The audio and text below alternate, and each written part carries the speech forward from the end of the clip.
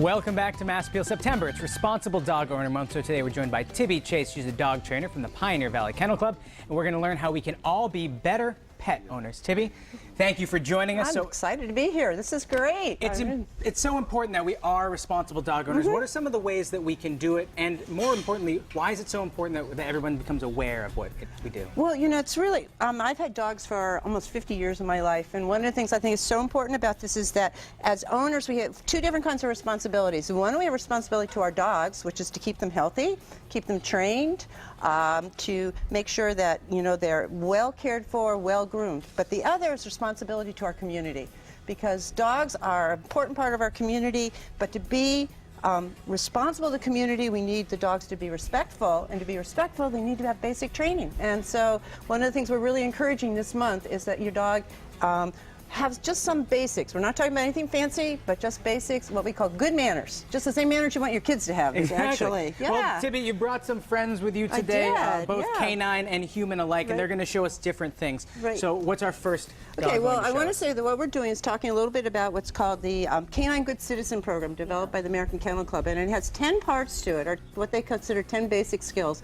The first one is that dogs can be greeted nicely, and that they will greet you and be nice and quiet. So maybe you'll go over and say hello. We've got Henry here with his dog Oreo. You can just say hello to Henry. And say hello to Oreo. Now I'm supposed to ask if I can pet the dog. You always ask if you can pet, and so go ahead. May I pet your dog? Thank you.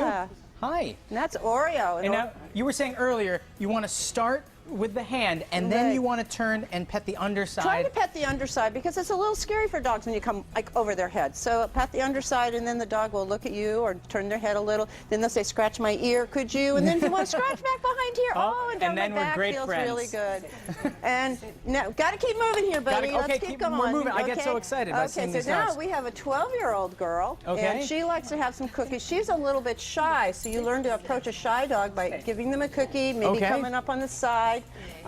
She's 12 years old. She's deaf, but she's also a well-trained dog, and she's with her owner, Catherine, and she is a Welsh Springer Spaniel. And that's my noisy corgi back over there saying she wants to be on TV. So when dogs are more treat motivated or more shy, you want to give them a treat. Give them a little treat. To earn their trust and their love. So Catherine's going to give you a treat to feed to Thanks, her. Catherine. There you go. There you go. Good. And now the dog just wants to be my best friend. Yes. Well, she's not too sure yet. But right behind you, we have Peg with a lovely collie named Chatty. Now, collie, that's the Lassie dog, right? This is Lassie. Listen, we always have to have Lassie on TV. You know, we got to have really good PR here. So you can go up and say hello to Chatty. Hello. Can I pet your dog? Yes, of course.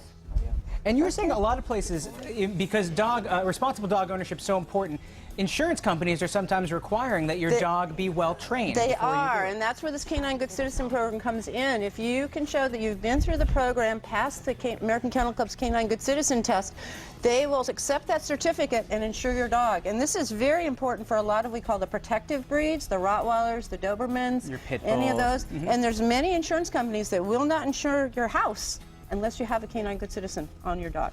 Now, Tibby, we have less than a minute left. Can you teach us one other thing that we need to know for responsible dog ownership? Yeah, come on out with Chatty right here.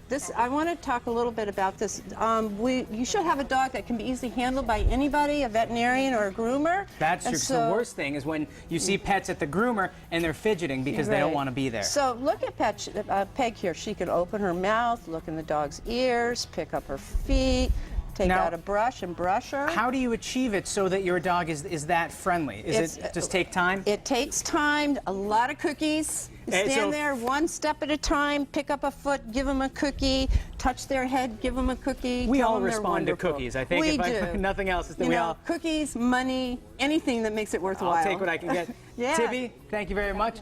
Everyone, thank you so much for bringing your pets with us today. So now I'm going to toss it to Ashley. She's with our next guest. Ashley?